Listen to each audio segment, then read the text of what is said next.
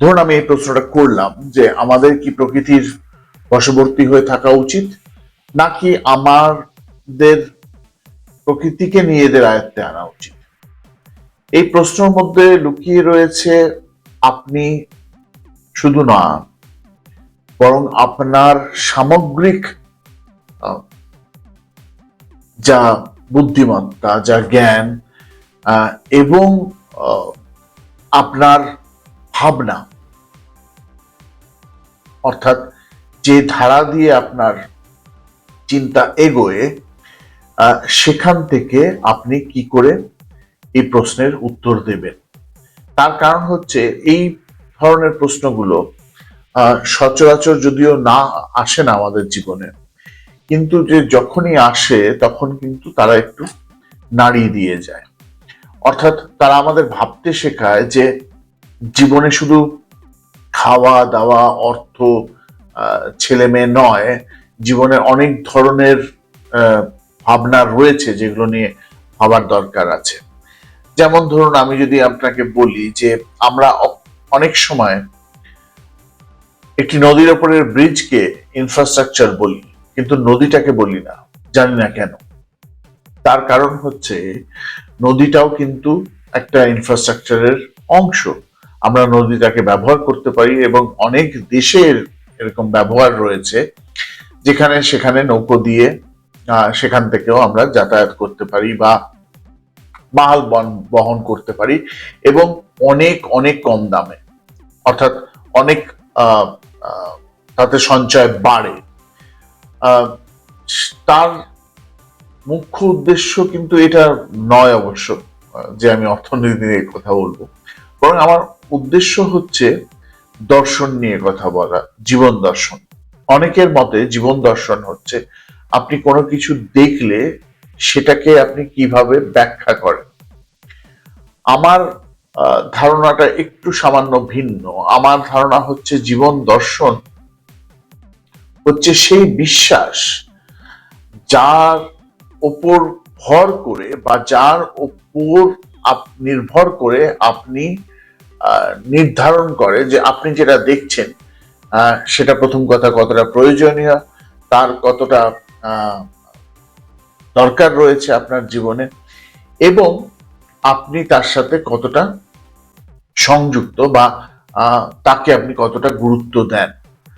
যেমন এই প্রশ্নটা বললাম যে এই যে প্রকৃতিকে আমাদের আয়ত্ত আনা উচিত, নাকি আমাদের নিজেদের প্রকৃতির বশবর্তী থাকা উচিত, এই প্রশ্নতে মুখ্যত খেয়াল করবেন বেশিরভাগ লোক বলবে যে আমি এই ব্যাপারে আমার কোনো মন্তব্য নেই। তার কারণ হচ্ছে, এক, তার জীবনে কখনো বিষয়টা নিয়ে ভেবে দেখেননি, এবং দ্বিতীয় যে এই ধরনের বিষয় তাদের জীবনে কোনোদিন আসেনি বলে তাদের কাছে তার কোনো স্পষ্ট উত্তর নেই। এতে বড় ছোট করার কোনো ব্যাপার নেই। মুখ্যত হচ্ছে যে আমাদের জীবন দর্শনের কি প্রয়োজন রয়েছে, এবং তার দরকারটা আমাদেরকে কি করে উপকার করতে পারে, বা তার ফলে আমাদের কি ভালো হতে পারে জীবনে। তো সেটা হচ্ছে আলোচনার বিষয়। তো চলুন শুরু করা যায়।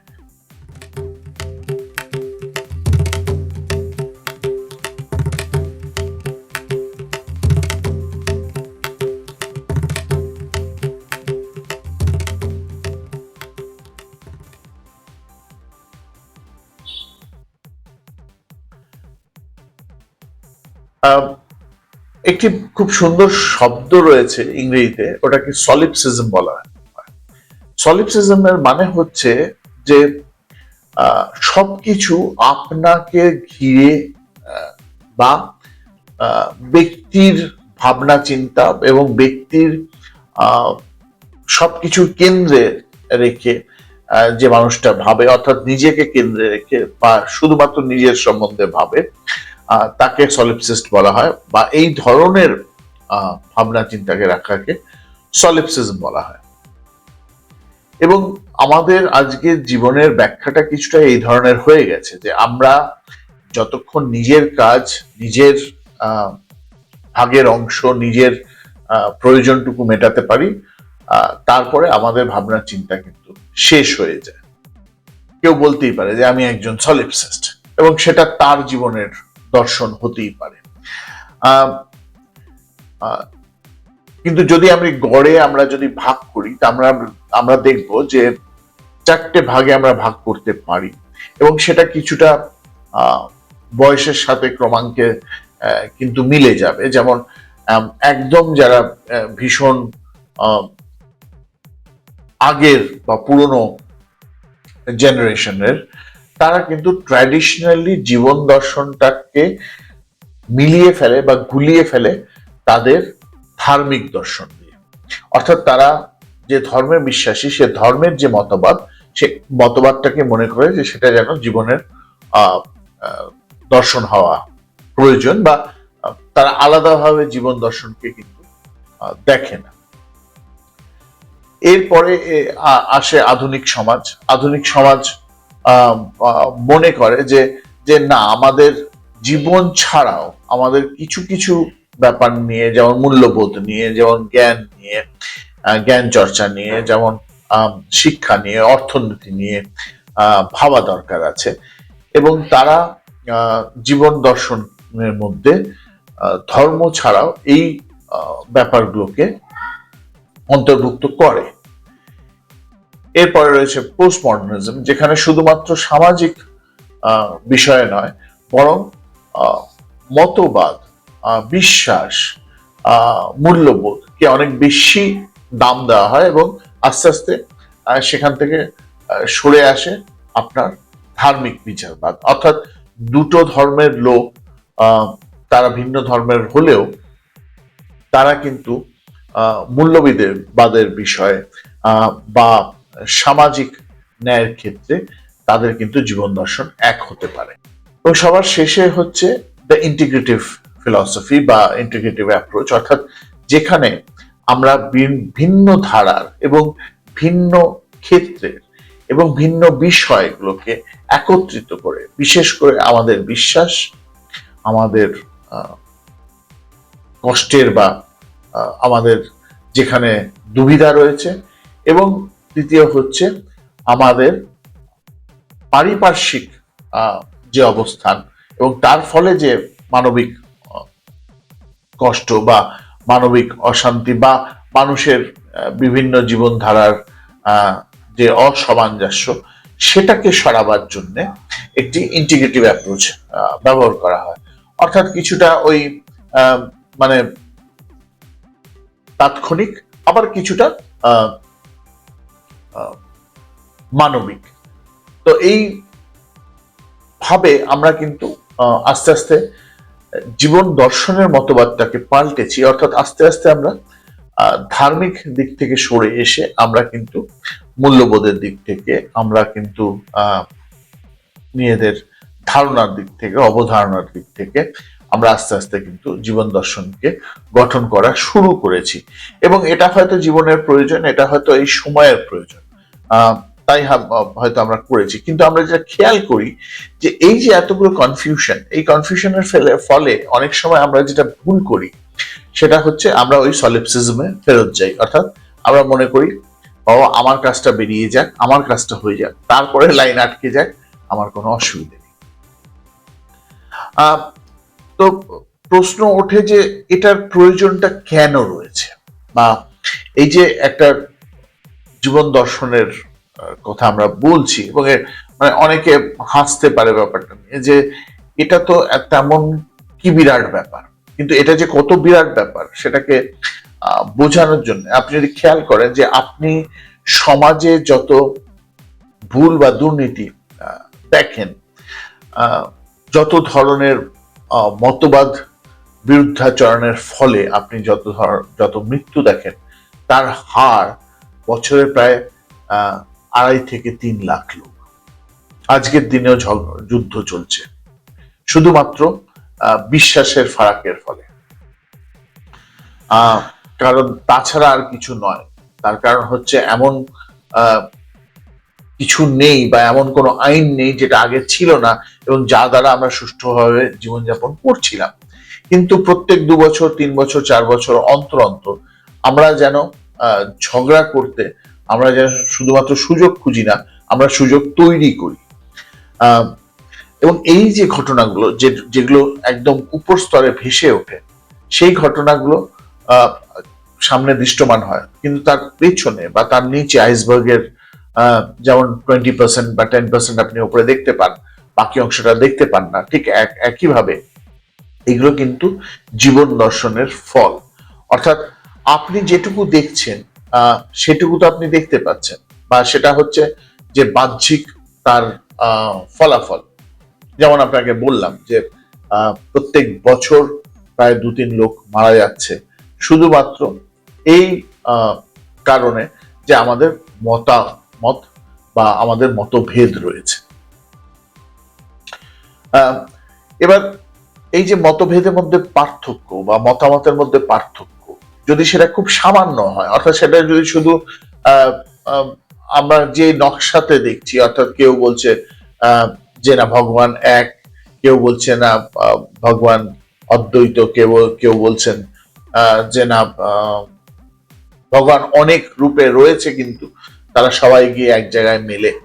অর্থাৎ আপনি খেয়াল করে দেখুন যে ওই স্তরের যদি তফাৎ হয়, সেটা খুব সহজে আমরা ঠিক করে নিতে পারি। তার কারণ হচ্ছে কেউ কারো গলার চাপতে দৌড়চ্ছে না।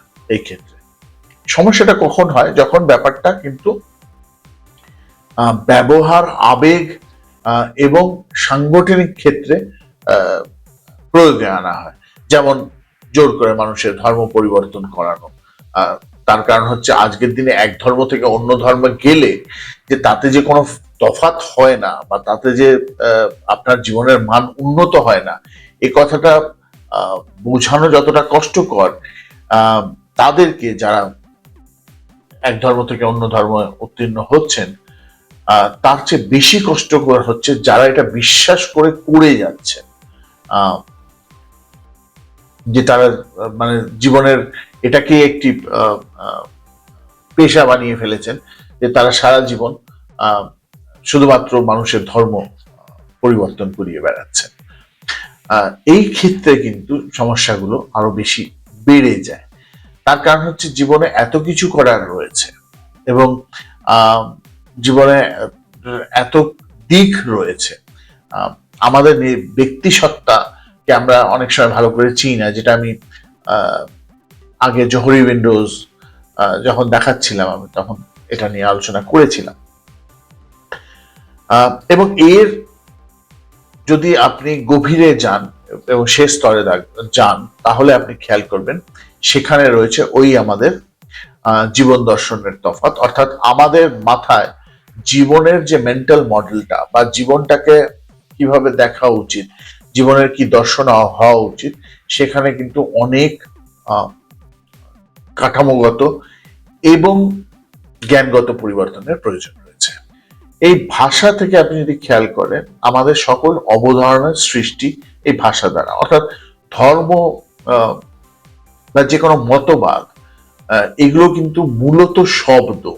এই শব্দগুলো প্রথম ক্ষেত্রে যদি না থাকতো, তাহলে আমাদের এদের সম্বন্ধে ধারণা করা বা এটাকে বোঝাও খুব সম্ভব হতো না। যেমন আপনি যদি কোনোদিন সলিপসিজমের ব্যাপারে না শুনে থাকেন, তাহলে আপনি বুঝতেও পারবেন না যে ব্যাপারটা কি। তার মানে হচ্ছে আমরা প্রত্যেকটা অবধারণাকে প্রথম কথা একটি শব্দে রূপান্তর করি, তাকে ভাষা দিই।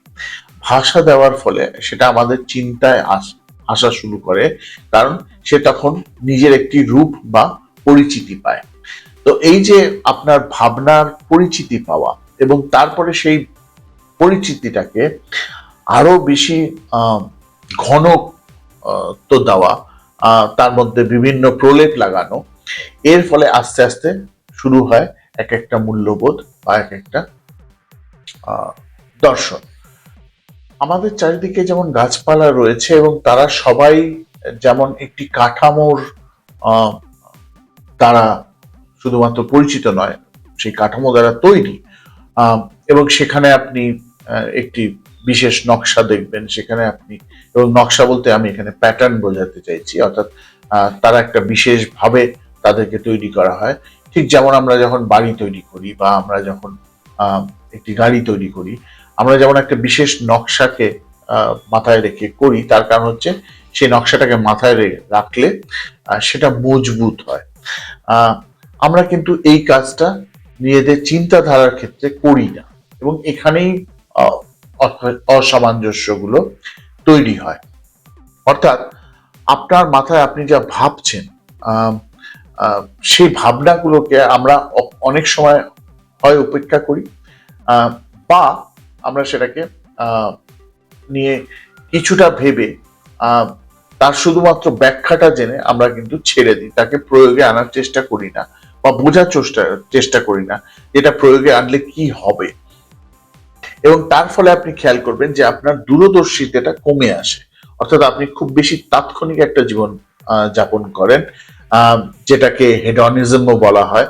অর্থাৎ আপনি জীবনটাকে মনোরম করার জন্য শুধুমাত্র ওই ট্রেডমিলের মতন এক জায়গায় আপনি দৌড়তে থাকেন এবং মনে করেন যে আপনি অনেক বেশি প্রগতি করছেন, কিন্তু প্রকৃতপক্ষে আপনি যেটা করছেন, আপনার সিদ্ধান্ত, আপনার বিচার বুদ্ধি, আপনি সবকিছু একটি তাৎক্ষণিক পর্যায়ে আটকে রাখছেন, এবং তার ফলে কি হচ্ছে, আপনার ব্যক্তি সফলতা সেইভাবে কিন্তু আসছে না, এবং আপনার দীর্ঘকালীন সফলতা বা আপনার দীর্ঘকালীন আপনার যে অ্যাপ্রোচ, সেই অ্যাপ্রোচটা কিন্তু কমে আসছে।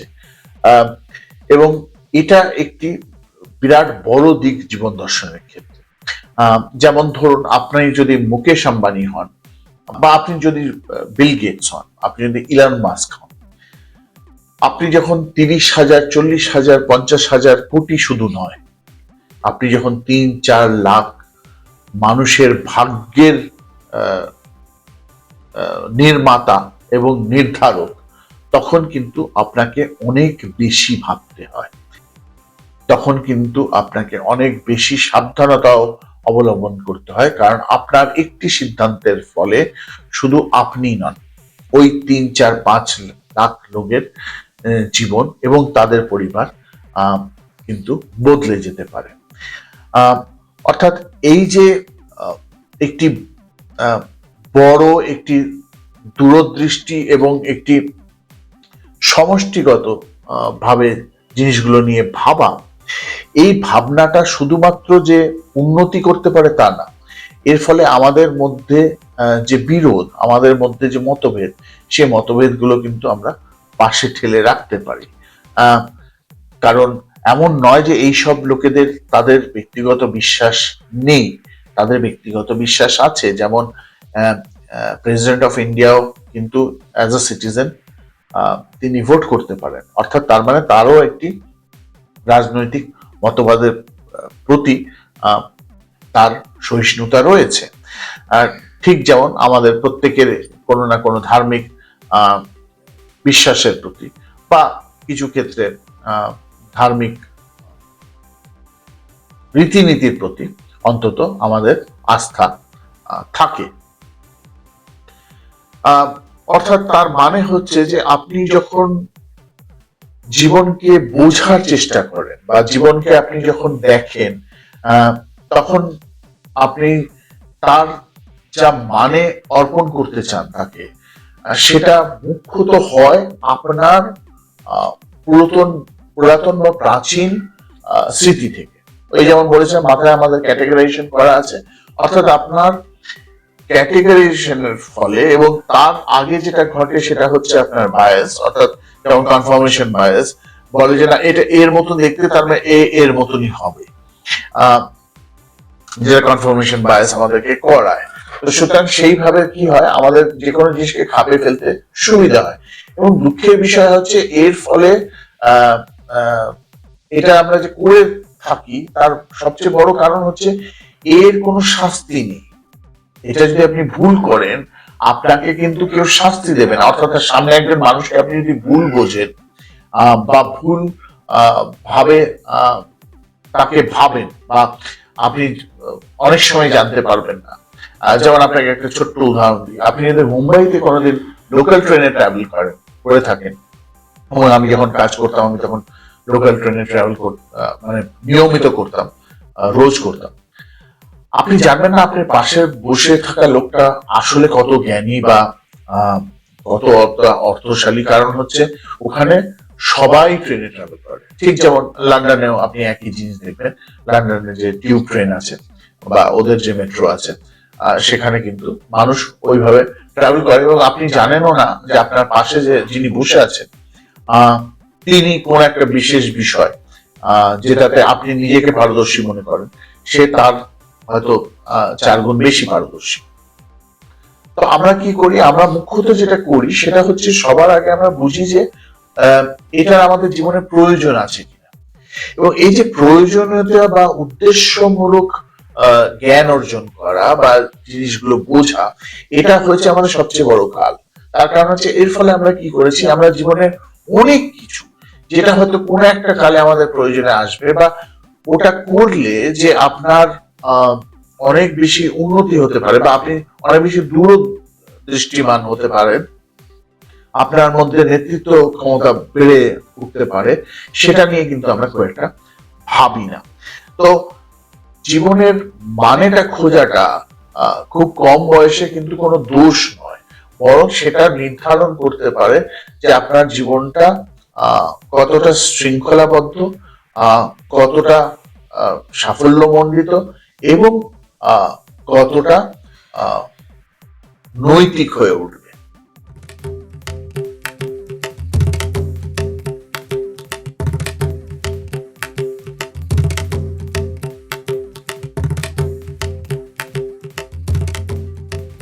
আগে এই নিয়ে আলোচনা করেছি যে আমাদের সবার একটি পরিচিতির প্রয়োজন রয়েছে, এবং এই পরিচিতির যেমন সর্বোপরি হচ্ছে সার্ভাইভাল, অর্থাৎ আপনি বেঁচে না থাকলে আপনার পরিচিতির খুব একটা প্রয়োজন পড়ে না, কারণ আপনি ব্যক্তি হিসেবেই তো নেই। তো সুতরাং সেখানে আপনি আপনার পরিচিতি যাই হোক না কেন তাই দিয়ে হয়তো অন্যদের উপকার হয়, আপনার আর কোনো উপকার হয় না, দুঃখের সাথে বলতে হচ্ছে। তো আপনি খেয়াল করেন আপনার চারিদিকে যে বিভিন্ন ধরনের অবধারণা রয়েছে, অর্থাৎ দায়িত্বের অবধারণা, আপনার ভূমিকার অবধারণা, আপনার দায়বদ্ধতার অবধারণা, আপনার সিদ্ধান্তের অবধারণা, এগুলো কিন্তু মূলত হচ্ছে অবধারণা, এবং এগুলো আমরা যত তৈরি করেছি তত তত বেশি আমরা এটা বুঝতে পেরেছি যে না, আরো আমরা বিচক্ষণতা আনতে পারি জীবনে, আমরা আরো সৃষ্টিশীল হতে পারি, সৃজনশীল হতে পারি, আমরা আরো ক্রিয়েটিভ হতে পারি, ইনোভেটিভ হতে পারি। তার কারণ হচ্ছে আস্তে আস্তে ভেঙে ভেঙে তো আমরা এটাই করব। এটা কিন্তু ওই দর্শনের ফলে এসছে। তার কারণ হচ্ছে আপনি যদি না ভাবতেন, বা ধরুন স্টিভ জবস যদি না ভাবতো, কারণ উনি একটিও টেকনোলজির উনি ইনভেন্টর বা ক্রিয়েটর নয়, উনি কিন্তু বিভিন্ন ধরনের টেকনোলজিকে একত্রিত করে উনি ভেবে দেখলেন যে আমরা সঙ্গীতকে এইভাবে পরিবেশন করতে পারি, আমরা একে অপরের সাথে যোগাযোগের জন্য একটি মানে ডাব্বা না বানিয়ে সেই ডাব্বাটাকে সুন্দর করে ম্যাকিনটশ বলে তাকে প্রয়োগে আনতে পারি, আমরা আইফোন নামক একটি স্মার্টফোন ব্যবহার করতে পারি ওই পুরনো ক্রিং ক্রিং ঘন্টার বদলে। অর্থাৎ উপযোগিতায় আনাটা নিয়ে ভাবনাটা, সেটা কিন্তু শুরু হয় ওই অবধারণা দিয়ে, তারপরে সেই অবধারণার পেছনে আমাদের যে বিভিন্ন স্তরগুলো রয়েছে সেগুলো নিয়ে আমাদের চিন্তা ভাবনা। তো এখানে আপনি ফারাকটা করবেন কি করে, যেমন আমি একটা উদাহরণ দেখাই আপনাকে। আপনি যদি ভূমিকা একটা অবধারণা, তার কারণ হচ্ছে ভূমিকা বলে কোনো জিনিস আপনি দেখতে পান না, ঠিক যেমন আপনি দায়িত্ব বলেও কোনো জিনিস দেখতে পান না। কিন্তু আপনি যদি খেয়াল করেন যে দায়িত্ব নামক যে অবধারণা আছে তার পেছনে কিন্তু কিছু ক্রিয়া রয়েছে, যে দ্বারা নির্ধারণ করা যায় যে সেই মানুষটা দায়িত্ববান, বা ওই অবধারণাটার মানে কি, বা ওই অবধারণার দ্বারা কি বোঝানো হচ্ছে সেটা কিন্তু আমরা বুঝতে পারছি। তার মানে হচ্ছে আমরা দেখতে পারি যে কেউ যদি খুব নিয়ম করে ভীষণ ফোকাসড হয়ে সে একটি কাজ করছে, সে তাকে যে কাজটা দেওয়া হয়েছে সেই কাজটা সে পরিপূর্ণ করছে, তাহলে আমরা ওই দায়িত্ব নামক অবধারণাটা তার সাথে আমরা লাগাতে পারি বা তাকে একজন দায়িত্বশীল মানুষ হিসেবে গণ্য করতে পারি। এবার ভূমিকা যদি দেখি, ভূমিকা বলতে কেউ বলছেন যে না, নাটক করাটা একটি ভূমিকা, আমি বাবা হয়েছি সেটা একটি ভূমিকা, আমি একটি কোম্পানিতে ম্যানেজার সেটা আমার একটি ভূমিকা, এবং এদের মধ্যে কিন্তু কোনো সামঞ্জস্য বা তারতম্য নেই। শুধুমাত্র এইটা ছাড়া যে একটি ব্যক্তি এই তিনটে কাজই করতে পারে, অর্থাৎ সে একটা সংগঠনের ম্যানেজার হতে পারে, সে কারোর বাবা বা পিতা হতে পারে, সে কারোর সন্তান হতে পারে, এবং সে একটি ভূমিকায় সে আচরণ করতে পারে। অর্থাৎ কিছু কিছু অবধারণা রয়েছে যার পেছনে আপনি আর কিছু খুঁজে পান না, বা তার পেছনে রয়েছে আরো বেশ কয়েকটি অবধারণা। সেগুলোকে আমরা কিন্তু আসলে বেশি দাম দিই ইন কম্পারিজন টু সেই সব অবধারণা তার পেছনে কিন্তু একটি ক্রিয়া রয়েছে, এবং এইখানটাই হচ্ছে তারতম্যটা, জীবন দর্শনের ফারাকটা কেন চলে আসে, বা কোন একটি জীবন দর্শন কত বেশি উন্নত। তার কারণ হচ্ছে তার পেছনে যখন কোনো ক্রিয়া যুক্ত থাকবে, সেই অবধারণার পেছনে যখন একটি ক্রিয়া যুক্ত থাকবে, তখন কিন্তু সেই অবধারণাটা কে নিজের জীবন দর্শনে আনা বা সেটাকে নিজের জীবন দর্শনে গুরুত্ব দেওয়াটা প্রাথমিকভাবে আপনার জীবন দর্শনকে উন্নত করে। আপনি যদি জীব বা প্রাণী জগতের দিকে তাকান, বা আমরা মানে যত ট্রাইবাল সোসাইটিজ আছে, যারা যত প্রাচীন সভ্যতা রয়েছে, তাদের ক্ষেত্রে আপনি খেয়াল করবেন যে তারা জীবনটাকে কিন্তু খুব সিম্পল ভাবে, খুব সামান্য ভাবে দেখতেন। কিভাবে? প্রথম কথা হচ্ছে তারা দুভাগে ভাগ করতেন জীবনটাকে, ইতিবাচক ভার্সেস নেতিবাচক। অর্থাৎ যা কিছু ভালো সেটা ইতিবাচক, যা কিছু খারাপ সেটা নেতিবাচক। এবং এই অবধারণার মূলে রয়েছিল দিন এবং রাত। কারণ রাত হলেই আপনার ভয় বেড়ে যায়, রাত হলে আপনার দেখার ক্ষমতা শেষ হয়ে যায়। সুতরাং রাতটা একটি নেতিবাচক জিনিস, দিনটি একটি ইতিবাচক জিনিস, এবং তার পেছনে সৃষ্ট রয়েছে আপনার দিন এবং রাতের অবধারণা। এবং খেয়াল করে দেখবেন আপনার যত প্রাচীন ধর্ম হবে, এবং আজকের দিনেও যে কটা প্রাতিষ্ঠানিক ধর্ম আছে, তাদের সবার মধ্যে কোনোভাবে সূর্যের কিন্তু পুজো বা সূর্যকে সম্মান দেওয়াটা কিন্তু তার মধ্যে রয়েছে। যেমন আপনি যদি নামাজের টাইমিংস গুলো দেখেন, সেটা কিন্তু সূর্যের সাথে মেলানো, বা আমাদের যে পুজো গুলো রয়েছে তার মধ্যে কিন্তু সূর্য একটা দেবতা হিসেবে, ইনফ্যাক্ট যোগক্রিয়তে আমরা সূর্য প্রণাম করে থাকি। তো এই যে দিন বা রাতের অবধারণা, এবং সেখান থেকে ইতিবাচক বা নেতিবাচক দৃষ্টিভঙ্গি, এবং সেখান থেকে ভালো এবং খারাপের ধারণা, সেখান থেকে ঠিক এবং ভুলের ধারণা, আমরা এই যে দ্বিখণ্ডিত বা একটা বাইনারি কনসেপ্টের পৃথিবীটাকে এনেছি, এটা কিন্তু একটু প্রাচীন। কারণ আজকের দিনে কিন্তু আপনি দ্বিখণ্ডিত মতবাদ নিয়ে সব জায়গায় চলতে পারেন না। কারণ যেমন আমি আমার আগের আলোচনাগুলোতেও এই নিয়ে কথা বলেছি যে ভালো বা খারাপ, ঠিক বা বেঠিক, সঠিক বা ভুল, সত্যি বা মিথ্যে, এগুলো সবগুলোই কিন্তু অবধারণা। এবং অবধারণা বলে আমি এই যে বললাম যে তাই বলে সেটাকে আপনাকে ইগনোর করতে হবে, সেই ব্যাপারটা নয়। আপনাকে যেটা করতে হবে সেটা বুঝতে হবে যে তার পিছনে যদি কোনো ক্রিয়াশীল অনুভূতি বা কোনো ক্রিয়াশীল ক্রীড়া যদি সংযুক্ত থাকে, তাহলে আমি সেটাকে নিয়ে আমার ভাবার বেশি প্রয়োজন রয়েছে। তার কারণ হচ্ছে সেটা আমার জীবন দর্শনে বা জীবনে কোনোদিন আসবে। তো সেই মুহূর্তে আমি যদি তৎক্ষণাৎ ভাবতে পারি, কারণ আমি যেহেতু আগে ভেবে রেখেছি, তার ফলে কিন্তু আমার জীবনে সংঘর্ষও কম হবে, এবং আমার পক্ষে জীবনযাপনটা এবং জীবনের নিজেকে বা আমার পারিপার্শ্বিক লোকজনদেরকে নির্দেশনা দিতে অনেক বেশি সুবিধে হবে। দ্বিতীয় অবধারণা হচ্ছে বা দ্বিতীয় জিনিস যেটা খেয়াল করেন, অবধারণা বলবো না, সেটা হচ্ছে যে সকল প্রাণী বা জীব জীবিত এবং মৃতের মধ্যে পার্থক্য করে খাদ্যের জন্য না। কিন্তু তার কারণ হচ্ছে, মনে রাখবেন যে আমরা চিরকালই মনে করি গাছ মৃত। আমরা জানি না কুকুর বা বেড়ালরা তারা কি মনে করে, বাট গাছ মৃত হলেও সেটা কিন্তু প্রয়োগে আনে, এবং শুধু মানুষ প্রয়োগে আনে না, অনেক জানোয়ারও প্রয়োগে আনে। তারা গা ঘষেন গাছের গুড়িতে, তারা কিছু কিছু পাতা খান, ঘাস খান, এবং তার যেমন কুইনাইন নামক ওষুধটা গাছের ছালে পাওয়া যায়। ভয়ের ক্ষেত্রে বা নিশ্চয়তার ক্ষেত্রে তাদের কাছে জীবিত বা মৃত তার একটি ফারাক রয়েছে বা তার একটি প্রয়োজনীয়তা রয়েছে। তৃতীয় হচ্ছে, যখনই কোনো জীব বা প্রাণী অন্য একটি গোষ্ঠীর প্রাণী বা অন্য কোনো প্রাণীকে দেখে, তখন সে সবার আগে নির্ধারণ করার চেষ্টা করে যে এটা বন্ধু গোষ্ঠী নাকি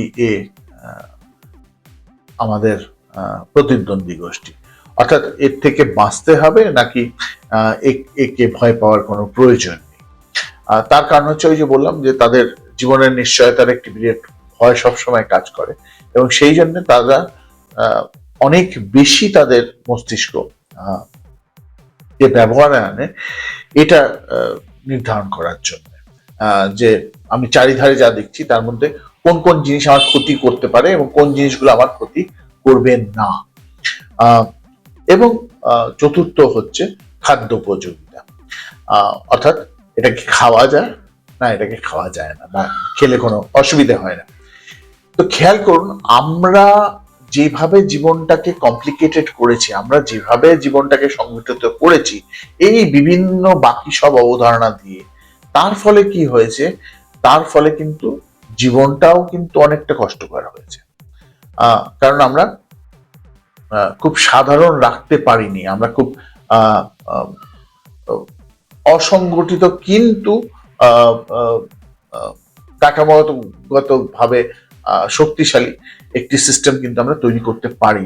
আমরা যেটা তৈরি করেছি তার মধ্যে অনেক বেশি আমরা প্যাচ, অনেক বেশি ফাঁক ফোকর, অনেক বেশি অবধারণার ওপরে আরেক অবধারণা, তার ফলে আরেক অবধারণা, এই করে করে আমরা আমাদের সামাজিক পরিবেশটাকে ভীষণ কমপ্লিকেটেড করে তুলেছি। এবার আপনি যদি খেয়াল করেন যে আমরা আমাদের মধ্যে যাদের কিছুটা বুদ্ধিমত্তা বা তাদের জ্ঞান বা তাদের পড়াশোনা একটু কম, তারা আবার ওই একই অবধারণার সৃষ্ট একটি কাঠামো তৈরি করে তারা সেইভাবে কিন্তু জীবনটাকে বিচার করে। অর্থাৎ তারা প্রথমে খেয়াল করে যে উপযোগিতা রয়েছে কিনা বা এর প্রয়োজন রয়েছে কিনা। তো কোনো জিনিসের প্রয়োজন হলে আমি সেটাই জানার চেষ্টা করব, এবং তাৎক্ষণিক প্রয়োজন, দূরদর্শিতা তারা একদমই রাখে না তাদের জীবন মানে বা জীবন চিন্তায়, এবং তার ফলে অবশ্য তাদের খেয়াল করবেন যে জেনারেশন আফটার জেনারেশন তারা কিন্তু প্রগতি করতে পারে না বা এগোতে পারে না, ওই শর্ট লিভড তাদের প্রয়োজনীয়তার মাপদণ্ডের ফলে।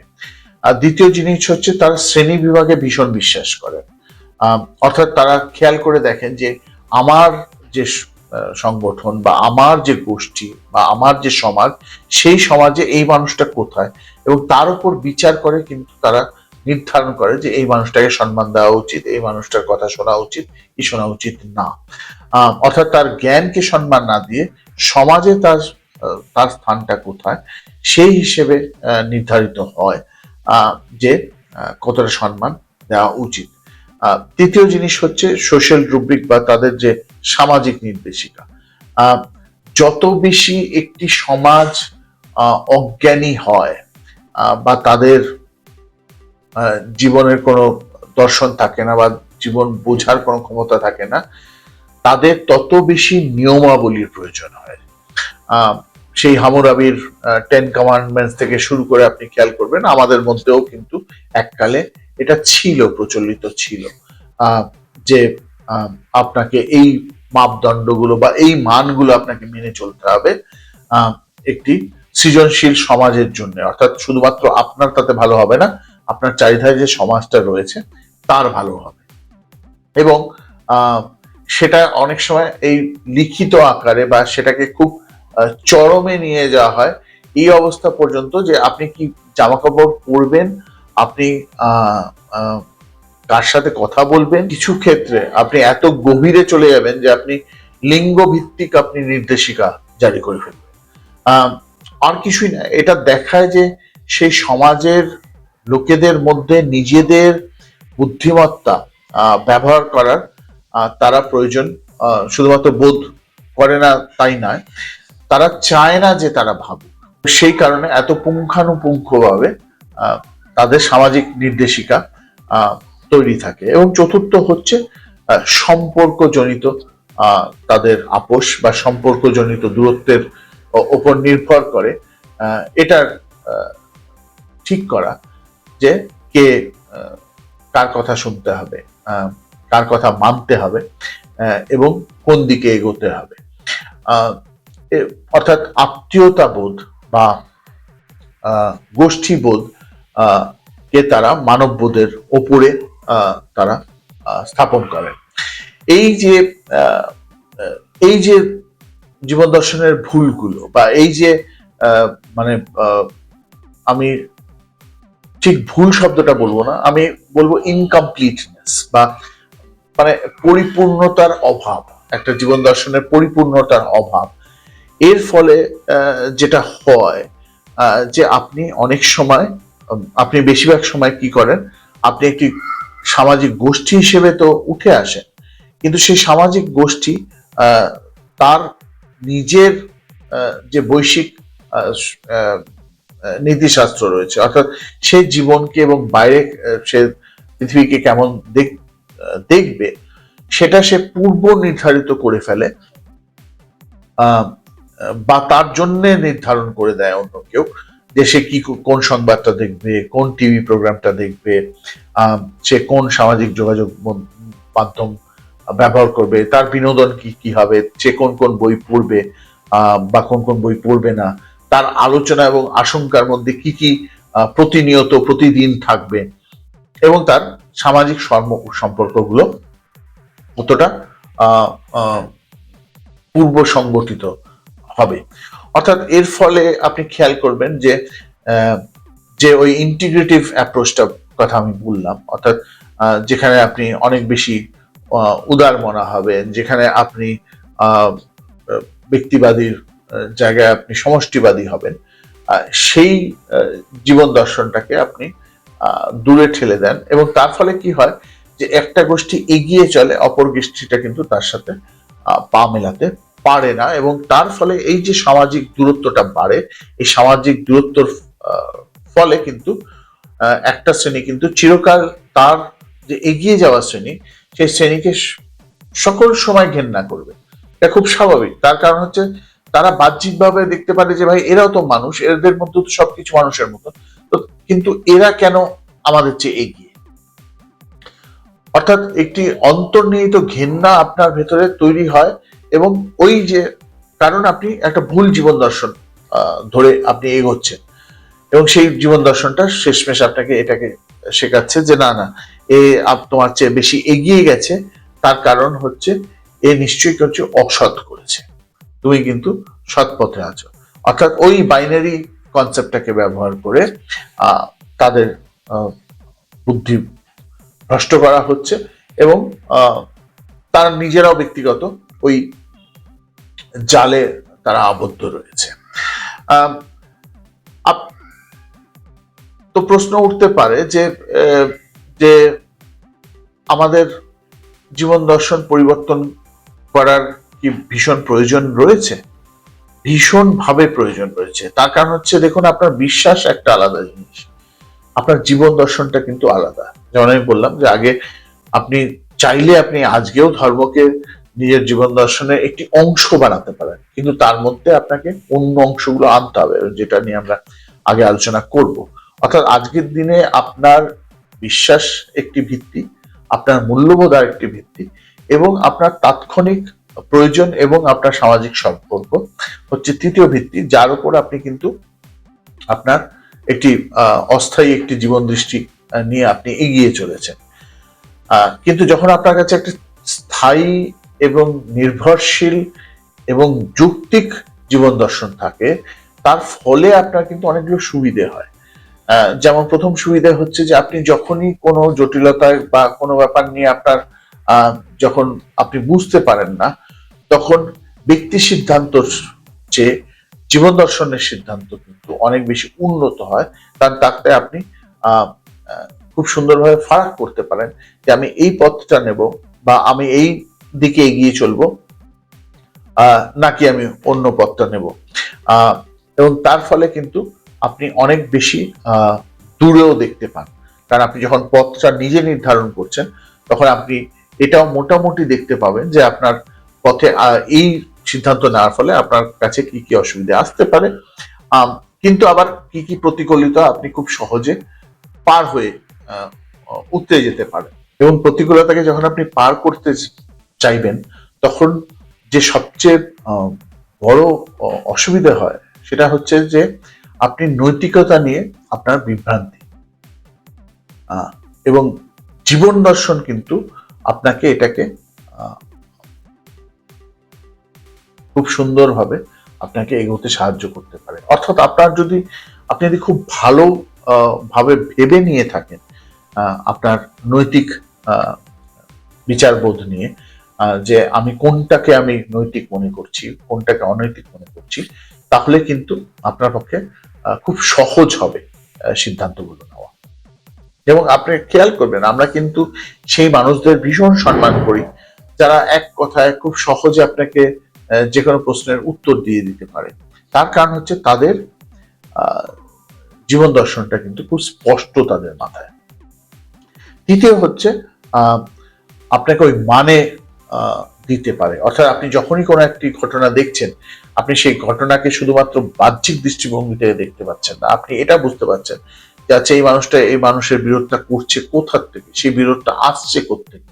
কারণ তাৎক্ষণিক দৃষ্টিভঙ্গিতে আপনি কিন্তু ঘটনার উপর নির্ভরশীল হন, কিন্তু আপনি যখন পরে আপনি ব্যাপারটা নিয়ে বিচার করেন এবং তখন যখন এক এক করে আপনি তার রেশা আপনি আলাদা করেন, তখন কিন্তু আপনি বুঝতে পারেন যে এর পেছনে অনেক বেশি মূল্যবোধের বিরোধ ছিল, অনেক বেশি ভাবনা চিন্তার তফাৎ ছিল, বা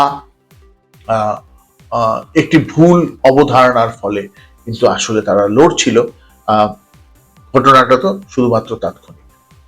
এবং সর্বশেষ এবং সবচেয়ে প্রয়োজনীয় দিক হচ্ছে যেটা আপনাকে সততার দিকটাকে আপনাকে তুলে ধরতে পারে। তার কারণ হচ্ছে একটা জীবন দর্শন তো নিশ্চয়ই এটা হবে না যে আমি মানে যে করে হোক আমি কোনো জিনিসকে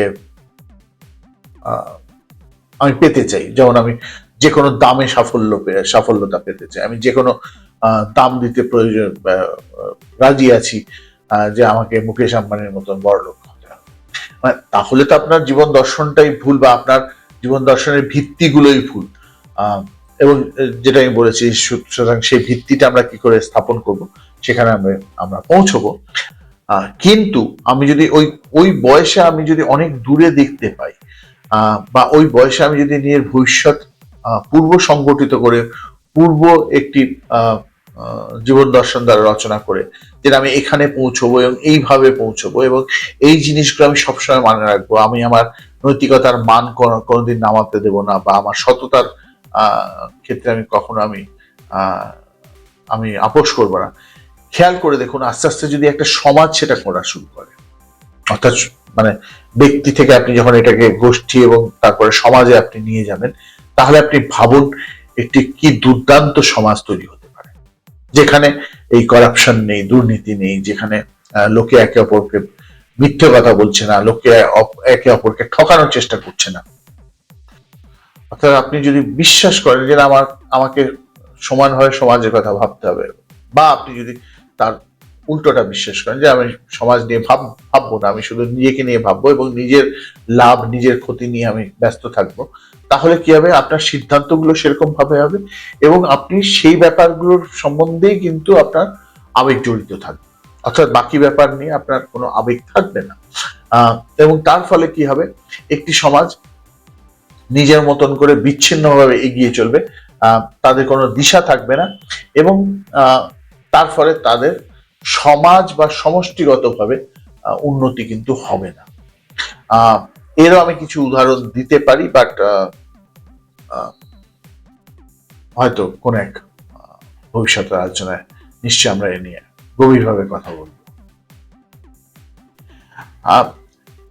দেখুন, আমি আগেও এই নিয়ে কথা বলেছি বা উল্লেখ করেছি এবং আমি বলেই আসছি যে আমার প্রত্যেকটা আলোচনা আস্তে আস্তে কিন্তু আরো গভীরতার দিকে এগোবে, কারণ আমরা আরো বেশি গভীরভাবে ব্যাপারগুলোকে বিশ্লেষণ করব, বিবেচনায় আনবো এবং আলোচনা করব।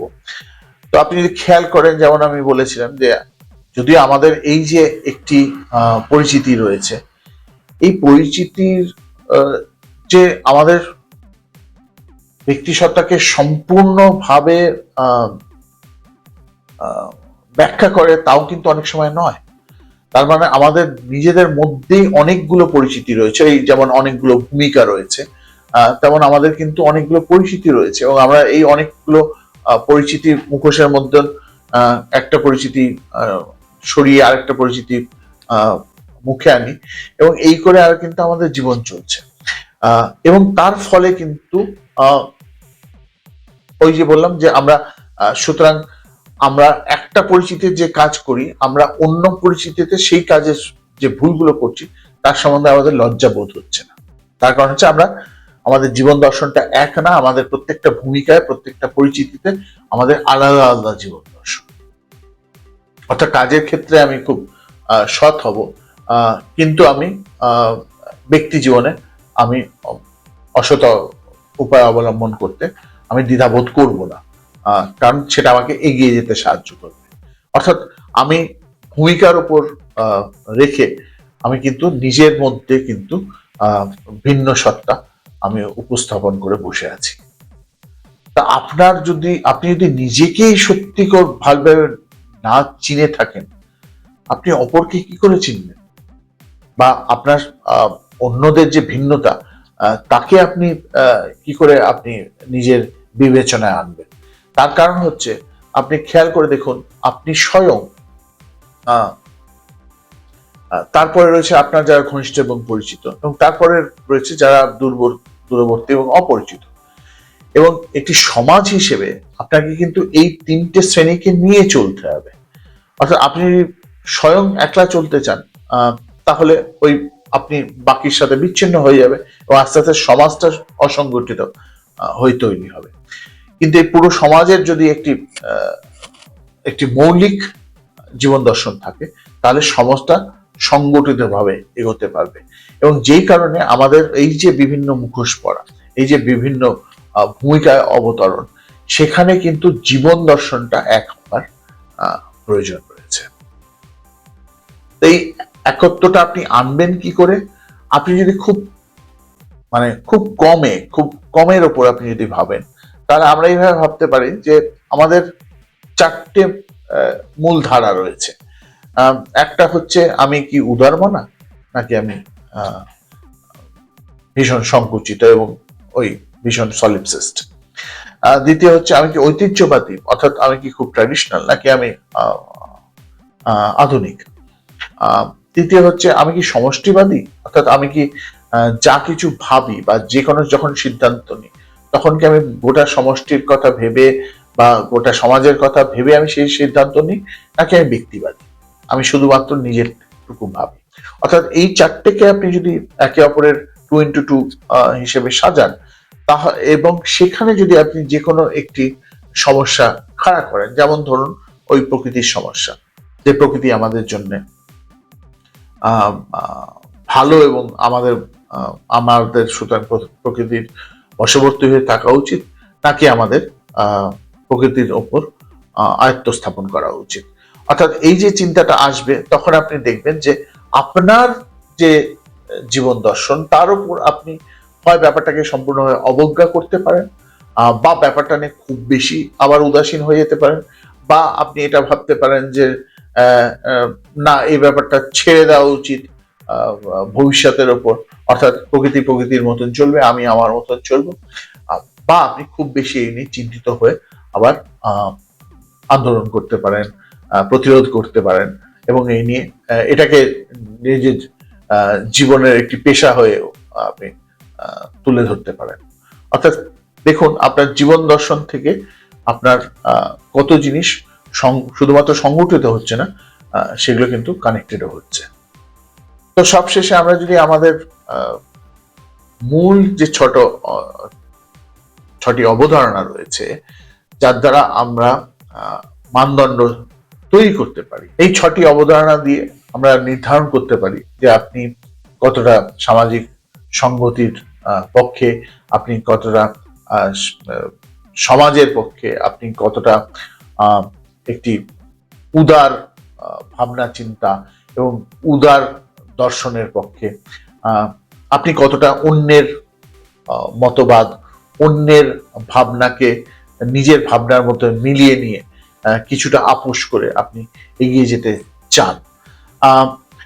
তো তার যে ছটি খণ্ড, তার মধ্যে প্রথম হচ্ছে জ্ঞান, তারপরে হচ্ছে ন্যায্যতা বা ন্যায় পরায়ণতা, তারপরে হচ্ছে আপনি আপনার আত্মবিশ্বাস, এবং আত্মবিশ্বাস মানে এখানে কনফিডেন্সের চেয়ে বেশি হচ্ছে সততা, আপনার যে কোনো অন্যায়ের প্রতি আপনার বিরোধ করার সক্ষমতা, আপনার সংযমতা, সাথে সাথে অর্থাৎ আপনি যে সব বিষয়ে আবেগ দিয়ে আপনি ভাববেন তা না, বরং আপনি সেটাকে একটি দর্শন হিসেবে আপনি দূরদর্শিতা রাখবেন, এবং আপনার উদারতা এবং আপনার আশাবাদী দৃষ্টিভঙ্গি, এই ছটাকে এবং দেখবেন অনেক সংগঠনই কিন্তু এই ছটা অবধারণাকে মাপার চেষ্টা করে, বা অন্তত পরীক্ষা দিয়ে বিভিন্ন যে সাইকোলজিক্যাল টেস্ট হয়, সেখানে কিন্তু আসলে এই অবধারণাগুলোকে মেপে দেখা হয় যে আপনি সেই সংগঠনের মধ্যে কতটা সফল হতে পারেন একজন সামাজিক জীব হিসেবে, একজন সামাজিক প্রাণী হিসেবে। তার কারণ হচ্ছে আজকাল সংগঠনগুলো বিভিন্ন দেশ, বিভিন্ন এলাকা জুড়ে, ফলে কি হয়, আপনাকে বিভিন্ন ধরনের লোকজন, তাদের বিভিন্ন মতবাদ, যদি আপনি মতবাদগুলো সবসময় দেখতে পেতেন না, কিন্তু আপনি তার বাহ্যিক অঙ্গীকারগুলো দেখতে পারতেন, তার সেটা ব্যবহারে, তাদের আচার ব্যবহারে সেটা ফুটে ওঠে। যেমন আপনি যখনই কোনো জাপানিজকে দেখবেন, আপনি দেখবেন তারা এত বেশি নমনীয়, এত বেশি সমাজ সচেতন, যে অনেক সময় নিজেদেরকে মানে নিজেদের লজ্জা করে যে আমরা ওদের মতন সমাজ সচেতন কেন নই, বা আমরা এত ওদের মতন সহনশীল, এত ওদের মতো এত সংযম ধারী কেন নয়। তো এই বিভিন্ন শিক্ষা আপনি পেতে পারেন, এবং যেই কারণে আপনার একটি উদারমনা বা একটি যৌক্তিক জীবন দর্শন শুধুমাত্র এই জন্য প্রয়োজন, যাতে শুধু আপনার পারিপার্শ্বিক এবং আপনার দূরবর্তী যে সমাজ আছে, সেই সমাজটা যেন অন্তত এইভাবে নিজেদের মধ্যে লড়াই করে, নিজের মধ্যে মতবাদের পার্থক্যের ফলে একে অপরকে মারার জন্য নতুন নতুন অস্ত্র, নতুন নতুন বিষ তৈরি করা যাতে বন্ধ করে। আমরা বাকিরা যা করছে করুক, অন্তত বাঙালি একটি সমাজ হিসেবে আমাদের কিন্তু একটি দৃষ্টান্ত স্থাপন করার প্রয়োজন আছে। তার কারণ হচ্ছে আমরা কিন্তু বুঝি, আমরা এত মহান মহান মনীষীর আমাদের এই সমাজ থেকে বেরিয়ে এসছে, কিন্তু আমরা এত বেশি আজকাল ভুল করছি, বা এত বেশি আমরা স্বল্পতা, তাৎক্ষণিক ব্যাপার নিয়ে আমরা এত বেশি মেতে বসেছি, যে আমরা সমাজের জন্য কিন্তু একটি দৃষ্টান্ত, বা সমাজের জন্য কিন্তু একটি পথ বা একটি দিক নির্দেশনা কিন্তু আমরা স্থাপন করছি না। তো যারা এই ব্যাপারে উৎসাহী যোগাযোগ করুন এবং সাথে থাকবেন। আর চলুন না ব্যাপারটাকে আমরা আরো আলোচনামূলক করি এবং আরো দৃষ্টান্তমূলক করি, যাতে শুধুমাত্র আমাদের সমাজ কেন, আমাদের দেখে অন্যান্য সমাজও যাতে নিজেদের মতভেদ, নিজেদের আবেগ, নিজেদের বিভিন্ন ধরনের ধারণার মধ্যে এই পরিবর্তনগুলো আনার চেষ্টা করে। সাথে থাকবেন, ভালো থাকবেন, নমস্কার।